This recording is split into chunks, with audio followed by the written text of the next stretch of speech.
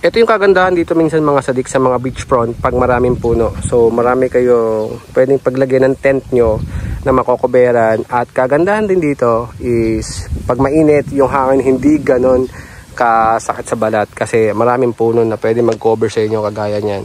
Yung buhangin naman, ayan. At yung dagat, check natin.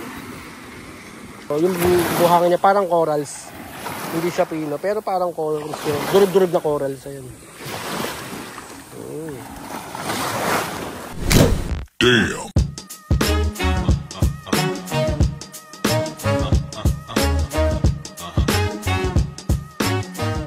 Over lang kami mga sadik. Andito lang kami sa may PAMI. Wala na yung ano rito mga sadik, yung Red Horse. Wala na yan. Kapi muna tayo, tapos larga ulit. Siguro mga ano na lang, 2 hours na lang. Siyempre, yung mga nagplano na, yung plano, lang iba kundi si Abra.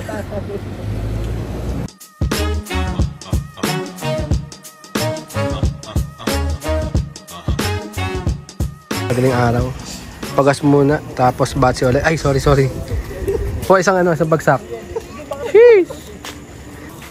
Boss Ahos, malupit yung motor na ito. Ayan. Boss Abra. May-miss mo natin ang angkas mo nung Napakaangas naman talaga. Isang picture. Yo, andito na tayo mga sadik sa Isla Chica.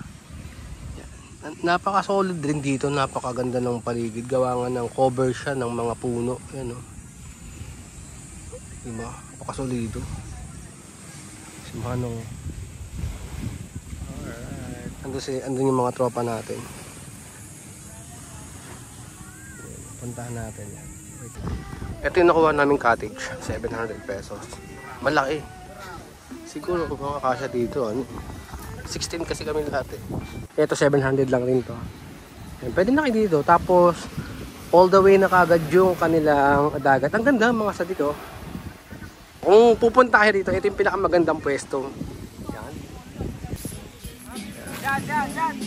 Yan. Boss Ahos. Boss Abra. Kagising lang. Babiyahe lang siya, mubit. Oh. Bakit napunta yan dito? Walang buwan dito eh. Mubit driver yan, mga sadik. Tingnan mo naman, oh. Shoutout. Puntahan naman natin yung si Alita. Maganda naman yung toilet nila, mga sadik. All goods naman. Ito yung toilet ng babae. Ito yung mga centralized na ihawan nila. Yan. Tapos shower dito. May tindahan pala dun mga sadik. Alas 2 na ng hapon mga sadik. Halos kakagising lang rin yung iba. Tapos kakain tayo.